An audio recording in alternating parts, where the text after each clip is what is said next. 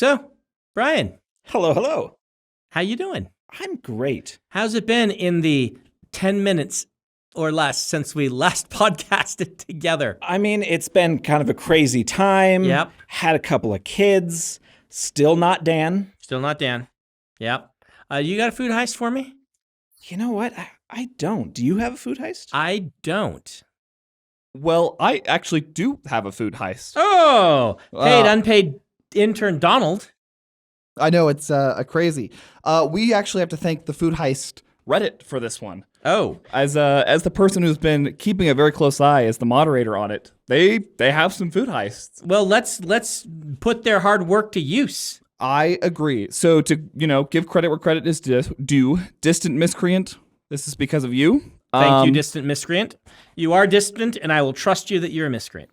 Well, and I found this one very fitting for our podcast. So the headline, being very important, Yes. $36,000 worth of chewing gum was stolen in a heist conducted by two teenagers. Is gum a food?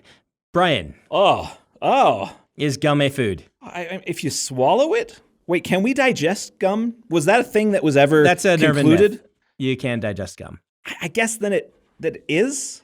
Mm. I mean, if you swallow it. Okay. But if you only chew it and spit it out, then Not food? not food. We will allow it. I think the sugar in gum is the food. Yeah, you'll get calorie intake from it regardless. So, Makes gum. sense. What else we got on this, Donald? So How much chewing gum was it? This was, I have the exact amount. It is 7 of 19 pallets worth of chewing gum 7 pallets of chewing gum, huh? that they Yeah, stole for okay. $36,000. Uh-huh. More importantly, and this is why it caught my attention, the two young men who robbed it, Uh-huh. it is Elias Bennick and Keon Sanderson. Oh, And they are a Sanderson heist for the first time. true Sanderson heist. Wow. This happened. Now, they didn't get very far. They were immediately caught and arrested by police. Okay, that's Sanderson, not a very accomplished Sanderson. No, but he's a smart Sanderson because he Okay. was willing to plead guilty. Okay. He did know to do that. But they both got about 150 hours of unpaid work to go and do to pay this all off. and Pay off the gum. pay off the gum. Hey, Donald, do you know that there is an actual legit special division in the detectives to investigate gum-related heists? Is that so? Yeah, they're called gumshoes. Yeah, that's fair. That I yeah. deserve that one. So we have the life of crime started by a Sanderson, a distant relative, perhaps, who deserves that community service for setting their sights too low. Yeah. Should have gone for a higher hit. Yeah, gum. I mean, it's not even really food. Like, you don't get into food heist prison with gum, right? You get into 7 of 10 dentists agree prison with your gum, particularly if it was sugar free. I mean, yeah.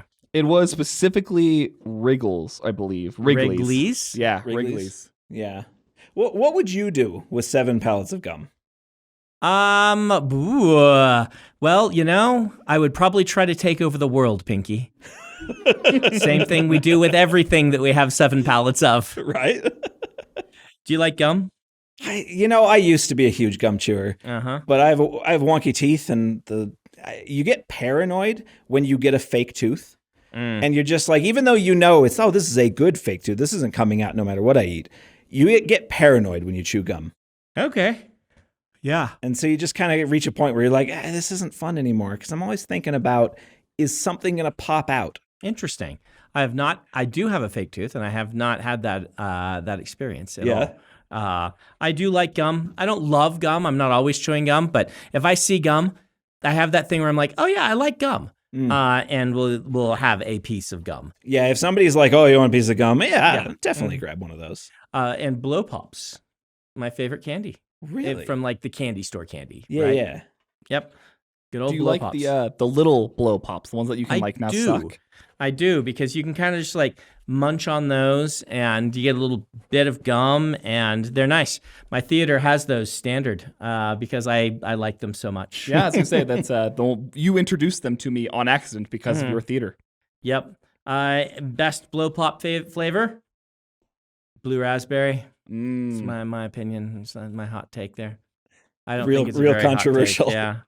In the blow pop community. In the that big blow pop community. See, yeah. The Sanderson, if he'd stolen blow pops, I might have been like, all right, that's food with a prize inside.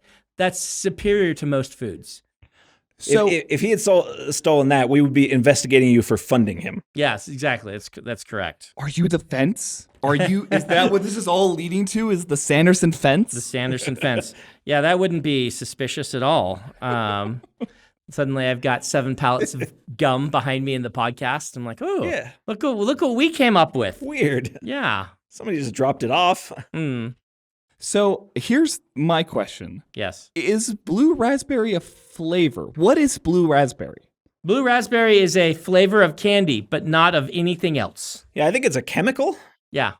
So from what Wikipedia is arguing, it is attempting to mimic a black cap raspberry as a flavor. Okay. I don't know if that is true, though. I don't know.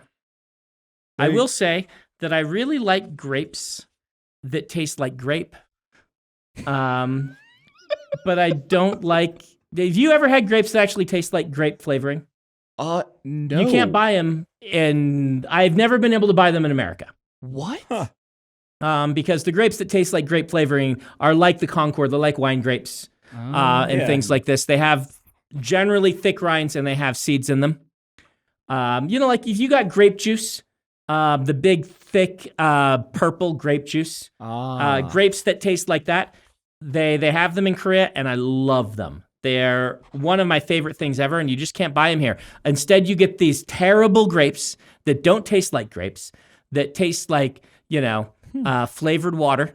And it's just, our grapes are awful. They're convenient, but they're awful. Have you ever had real grapes? I've grown Concords. Concords grow really well in Utah. Yeah, they do. They grow real small, but they grow. Yeah, I've actually I've been in a constant war with trying to tear mine out because they grow way too well and they're taking over my yard. I love Concords, even the little ones that you can grow here in Utah. Yeah. Like you can get them from people's gardens.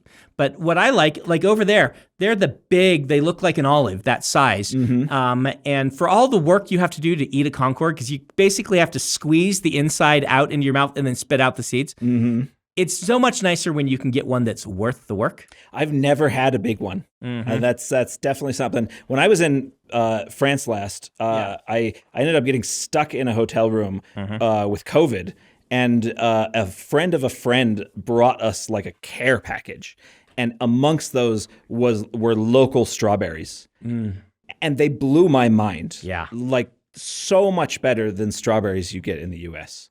So if anyone knows out there, I think the actual Asian variety is a close to Concord strain that is not straight up a Concord. If anyone knows where I can actually get those in America, let me know. That sounds great. Donald, watch the comments on this one. I will. Maybe somebody will know how I can get grapes that taste like grapes. And like a big strain, like big ones, huge ones, ones that are the size of table grapes. Mm-hmm. They're usually a little smaller than our just giant Frankenstein monstrosities that the steroid user grapes of the world that are all swole, and they do have great texture. They are crunchy. Yeah, they just don't have any flavor. It's just very watery. Yep. So, where I can get those. If the internet is to be believed, I think we're looking for Kyoho grapes or fox grapes. Yeah. Because they're Concord-like. On the topic of grapes, have either of you had cotton candy grapes before? I've heard of them, but I haven't actually had them yet. Oh, okay. I will bring some in one of these times. They taste like cotton candy. It is not a lie. It is straight sweet as cotton candy grapes. They're nuts. Yeah, bring some in. What about the ice cream bananas? You ever had ice cream bananas? No, but I'm intrigued. What? There's some bananas in South America that, the bananas we have are all of a single strain. There's lots of varieties. Bananas don't taste like bananas anymore because banana flavoring was based off of a different strain of banana that we just doesn't travel as well and or maybe died out. Yeah. But you can apparently get their blue bananas, and they're supposed to taste like ice cream. That's what people say. flavored a little like a vanilla ice cream. That sounds really good. Blue Java bananas. Yep. Interesting. They're really expensive, so I've never ordered them. And I realize that I'm the person that was bragging about going to $300 steakhouses last time. But this is, it's never been a thing. Maybe you need to get us some, we can expense it that way to try on the podcast. Invite Brian back sometime once Dan is back, and we can try cotton candy grapes and blue Java bananas and the grapes that I would like to have. Yeah, real grapes. A weird fruit taste test would be amazing. Yeah, I'd be so game for that. Okay. All right. We haven't had like a weird food one. We had a whole series of them. Yes. Coincidentally for a while. And so we haven't had them. Yeah. I will say, and I'll tease this, there is a food one coming eventually and very soon probably. Oh, really? Is this Joel? Has Joel gotten to you again? Oh, no. This is me and Dan are cooking something up. Oh, no. So it's way more dangerous if Dan is involved. No, we've got a couple of ideas. This is the first I've heard of this. They don't always tell me things. You would think they would, but the fact that I spring surprises on people may have prepared them to get revenge upon me. And so I may or may not deserve it. Yeah, you got to rule with an iron fist here. That's Brandon. right. The iron fist that I rule with is a gauntlet that I pass around and hope no one snaps. Yeah, that's great. So we were actually going to talk about hey, candy, Halloween. Hey, Let's talk about Halloween. Do you are you a Halloween person? So I don't ever do anything. I really love, so as somebody who doesn't have children, there is something about the joy of Halloween that is really infectious to me. Right. And so my Halloween tends to be get a whole bunch of candy, make a big thing of hot chocolate, put some Baileys in it, go sit out front and hand out candy, which is genuinely fun for me because growing up where I did in Ohio, nobody comes around. You get a couple of kids each year. Here in Utah, everyone has children. Yes. And so you get 70, 80 people in an evening. Lots of children. And there is a certain culture of you're giving it to me for free. I will be there, right? It's that kind of pioneer frugality transformed into both everyone having a grandmother hiding inside of them that wants to give out candy and everyone having a Scrooge inside of them wanting to get free things. Yeah. And that mix turns into, What's your go-to for Halloween? So I've been podcasting lately, or streaming. Yeah. Because it's like, what do I do on Halloween? Like I like the holiday. Emily, it's not her favorite holiday. It's a holiday full of her children getting too much candy and being terrible, and having to stress about getting them costumes, and mixed with Emily's not a macabre type person. In general, the whole aesthetic is not her thing. She's much more a Thanksgiving person. Where get the family together, have good food, warm and, fireplace, and everybody enjoys themselves, as opposed to my son Dallin, who is the king of Halloween. Yeah. He is Jack Skellington. He looks like Jack Skellington a little bit. He's kind of tall and thin. And I've told this before on the podcast. He will lay on our porch in Utah winters wearing ripped up clothing that he ripped up because he needs to be a zombie with one shoe on and just be there and lay there for just between kids coming up. And as soon as they come, he'll start moaning and he'll do the act for every kid. So for me, I get on the stream nowadays and what do we open packages? That's what we do, right? We usually do fan mail. We'll do a little Q&A.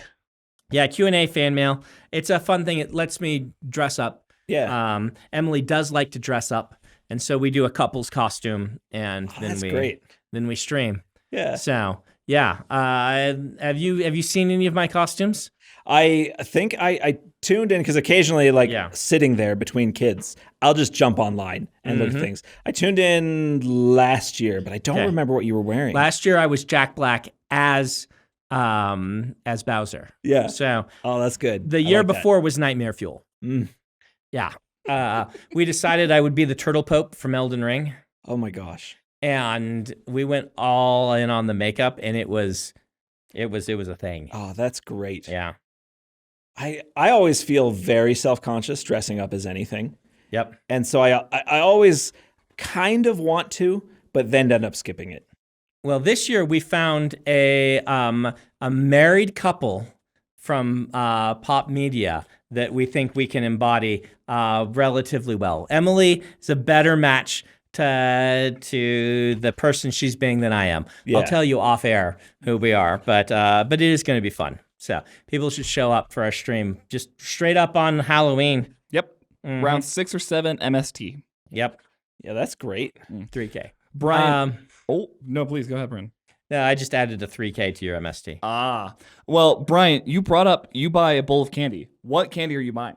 Oh man, if I'm feeling fancy, I'll get the big candy bars. If I'm not feeling fancy, I'll just get a huge amount of like the giant bags from Costco. And then as the kids come up, I just tell them to take a fistful, which always feels fun because those big candy bars are fantastic.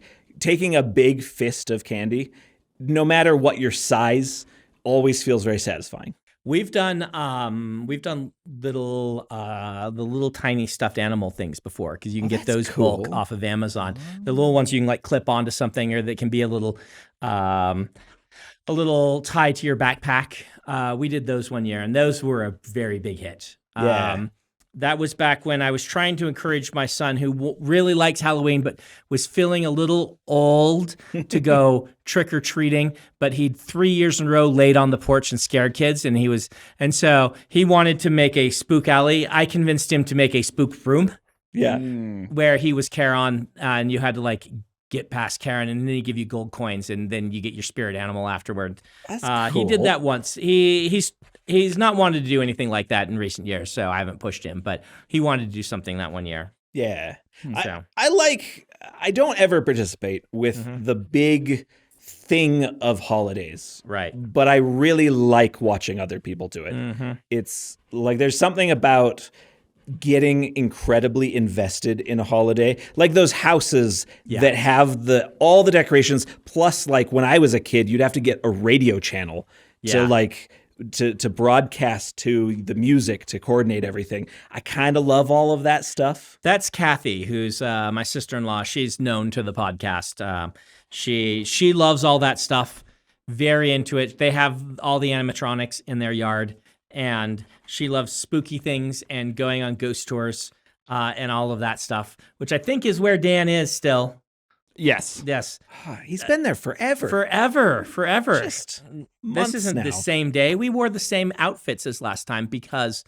Yeah, we want continuity. Yes. We're a very professional podcast. We're super professional, so we have wardrobe changes between podcasts, but they're into the same wardrobe that we were wearing last time. Yeah. Fresh outfits. Fresh. Like the guys who go on Taskmaster have to bring with them several versions of the same outfit. That's exactly right. Brian, I'm curious because you brought it up. You're currently not super into the Halloween. Do you have like a best Halloween childhood story? Oh, yeah. So my mom would make me costumes. And one year I couldn't have been more than 5 or 6. Like this is one of those like distant formative memories where you it's very fuzzy in your memory, but it's definitely there. Where she made me a full body Ewok costume. Wow. That's awesome. And I won the church costume contest with it. I was adorable. Not to toot my own horn or anything, but I mean, that was mostly due to my mother's. That's fun because that costume could also be nightmare fuel, right? Yeah. Right. Like a homemade Ewok costume could be, oh, look at the cute Ewok, you're awesome. Or it could be, that raccoon is misting most of its fur, and I think it has rabies, right? Yeah. So I'm glad it went the other way. Well, and it only kind of went the good way because I won the contest, but the church had set up like a hallway that they gave all the teenagers like room to make like basically a haunted hallway. They did these little cardboard tubes and everything, and my brothers were in charge of that, and I screamed so much that they had to turn the lights on and escort me out. Do you remember stopping trick-or-treating? Do you remember the last awkward trick-or-treating? Or did you like fade out of it? Because I had one of those. I'm like 14 or whatever. I'm like a freshman. And I've always loved Halloween and gone trick-or-treating. And my friend and I got together and went trick-or-treating. And we looked at all the other kids. And at the end of the night, we're like, we could go buy this candy. We have allowances. We feel weird. Yeah. And I didn't go trick-or-treating after that until I got to college, where no longer did it feel weird because all the college kids went trick-or-treating around the dorms. And then I had one. I think my last trick-or-treat was we kind of all had that realization of we're too old for this, but we still wanted to do it. I think we were at least one of us had our license, so we're probably around 16 or so. Okay. And there was like a friend of a friend who I ended up hanging out with a lot more later, lived in the really bougie neighborhood. And so the friend that connected us said, let's go find Chris. And we did that. And he's driving around in a 6-wheeler with a big old bucket on the back. And we all just piled in and went around this crazy bougie neighborhood getting the big candy bars because there was nobody else. There were no kids walking between these big houses on this like kind of out of the way street. And so it was really just us. You gamed that system. And it ended up great. But I think that was my last time.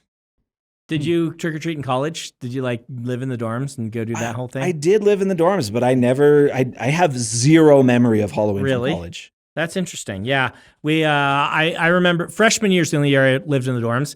All the other years I lived, out off campus, which you just turn into an adult that gives out candy, right? Yeah. That's your job at that point. Or to go to college Halloween friend parties, right? We did that a lot. But in freshman year at the dorms, we went trick-or-treating. They actually had it set up where the guys went to the girls' dorms and trick-or-treated and then vice versa. And the girls did a much better job of decorating, costuming, and providing candy. Weird. Yeah. Who would have thought? Right. But we went as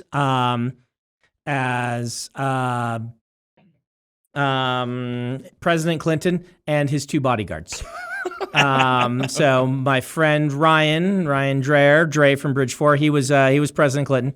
He had a mask, like the Clinton mask. Yeah. And then myself and my other friend Tom, Captain Conrad from Mistborn, were his security guards, and we would like do the whole stick. Like they would go knocking, and he'd be like, "I'm here canvassing," and we would check the candy over and sniff it and be like, "It's good, sir," stuff like that. We had a whole thing going on. This might be too niche for your podcast, but which dorms did you live in? I lived in Helaman Halls. Okay. Yeah, same as my dad. Yeah, I was in DT, so I was up the hill, but you guys were fancier. I guess we were, and it was fun time. We had fun with that. Brandon, do you ever get recognized during Halloween? Does that ever happen on your end? I know you usually stream and stuff. I'm streaming, so yes, by 2,000 or 3,000 people who are like, "Oh, hey, it's Brandon." So do I get recognized at the door if I'm handing out candy? The answer is yes, but it is all people who know I live there. Okay. Right. Like people, one of the reasons I stopped handing out candy is people started to trick or treat to see me, which is fine, but it makes Emily anxious when people are showing up at our house. Yeah. Right. Like it doesn't bother me, but it really does bother her. She doesn't like the idea that people know where I will be, that I will be answering the door. And we started to have college kids coming in groups, and people from all around the neighborhoods would bring their little kids, and you could tell it was just the dad is there, and it, not helped by again my son Dallin, who is wonderful but sometimes oblivious. I think I've told this story before too.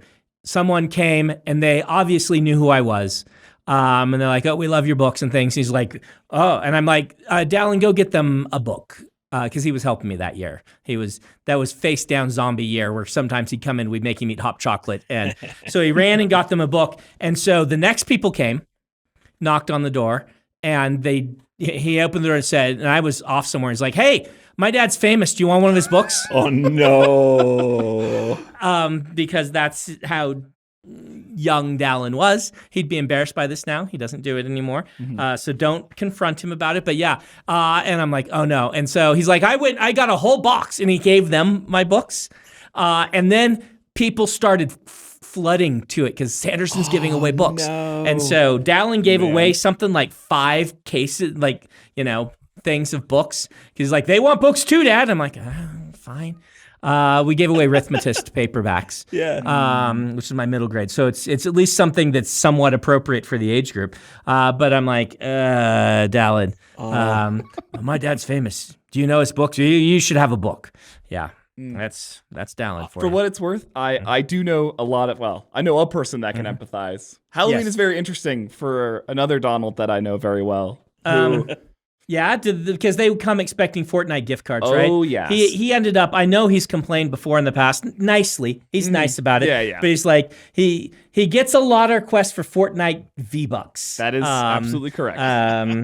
For those who don't know, Donald's dad was the director of Fortnite for many years. Yes. And so he got asked for V-Bucks. And it is a consistent battle at Halloween. I mean, the most popular question, other than can we have candy, is this the Fortnite house? Are you the Fortnite guy? Yeah. So they don't know, but they're taking a guess. Yeah. The Fortnite guy lives somewhere around here. Maybe he'll give us V-Bucks. Yes. See, I can see why because the audience that's trick-or-treating is not necessarily my audience, right? I don't do a lot of middle grade. So the kids aren't excited, but those kids like Fortnite, particularly during that era.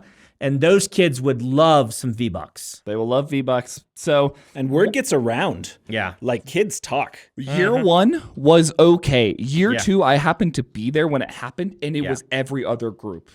People were driving to our neighborhood trying to find the house. It was crazy. And did your dad, he didn't ever give out V-Bucks or anything? It's just like, they just knew the Fortnite guy was there. Yeah, no, it got to some points where it was like, he's somewhere around here. It was a whole thing. I remember that time well because that was the time where Fortnite they were all still surprised. Yes. Right? They're like, because Epic Games, right, they mostly make the Unreal Engine. And then they make a few flagship games to show off the Unreal Engine. But it's not like the games are supposed to make money. The games are supposed to be a really good commercially viable tech demo that doesn't lose money and maybe makes a little bit. But, the Unreal Engine is, and then they make this game that makes hand over fist more money than any other thing they've ever done. Yeah. And I remember your dad's I remember being at the company party. The year when he was launching Fortnite, and he was telling me about it. I was like, I got this idea. We got a game that's in development that there's been some snafus with, and I think I can turn it into something that's going to be really, really exciting. And so he didn't develop Fortnite Save the World or whatever it is. He took Fortnite when it was having some development troubles and said, I'm going to turn this into the Fortnite that we know and love. And that time, I still remember going to stop by to say hi. And he said, do you want to see the vault? I'm like, the vault. Oh, that's right. And he opens the door and all the products that they are making for the Christmas season are in there. He's like, kids want anything? It's what all those people trick-or-treating wanted. Yes. And so I came home with Nerf guns and action figures and all kinds of things. And my kids are like, Dad, you know the Fortnite guy. Yes. For those who are wondering, just when it comes to weird things you never suspect, because Fortnite exploded, they didn't have any product made. Yeah. So it was I remember coming to his house, there was probably 15 boxes from all sorts of companies that can't be named. Like, we want to make your product. We need to have it done in 6 months. Please approve what you like from these boxes of stuff. Yeah. And he did a lot of that himself just because he was the Fortnite guy. He was the Fortnite guy. So he was doing, he's the one that was like, yeah, I like this Nerf gun. Let's do this. And so it was a very fun time. Yes. To be on the outskirts and have none of the stress, just all the amusement of watching what was going on with your dad. For those who don't know, he has since left. Yes. He is no longer the director of Fortnite. He oversaw it for its first few eras and then went on to do other things. See, that's how I feel in my career, and you. Is getting to like not have any of the stress, but watch a bunch of cool things happen. Yeah, all you guys that knew me back then, like you took my class year number 2. That's how we met, right? Yeah. Year number 2. So you're like only like a couple years younger than me. This is back when I was teaching the class, but I was newly graduated. I was a grad student or something like that. And so it was less like Professor Sanderson and his students. It's more like, here are the weird science fiction kids, and we put this one in charge so that maybe they won't burn the place down. It's gone an interesting direction. Things have changed a little bit. Yes. I was there still when you had to start kind of filtering the people that were coming into your class. Yeah, because you just kind of kept coming. Yeah. It was the only thing I could get an A in. You're a really good writer. It's the only thing I'm good at. Yeah. So, yeah. How many years did you take the class? Oh, gosh. I think I took it 4 years. 4 years. And the final one, I remember coming to you and saying, I really need another 3 credits this semester. Is there any chance that you could fit me in? And your response was, I know you're a really good writer. I'll pen you in, but don't bother coming. And I'm like, excellent. I don't think I said that. I said, don't bother me with a submission. It was I didn't have to read. like yeah. But yeah. Those days, things did have gone a little crazy. A little different Things now. have gone a little different. How's that been?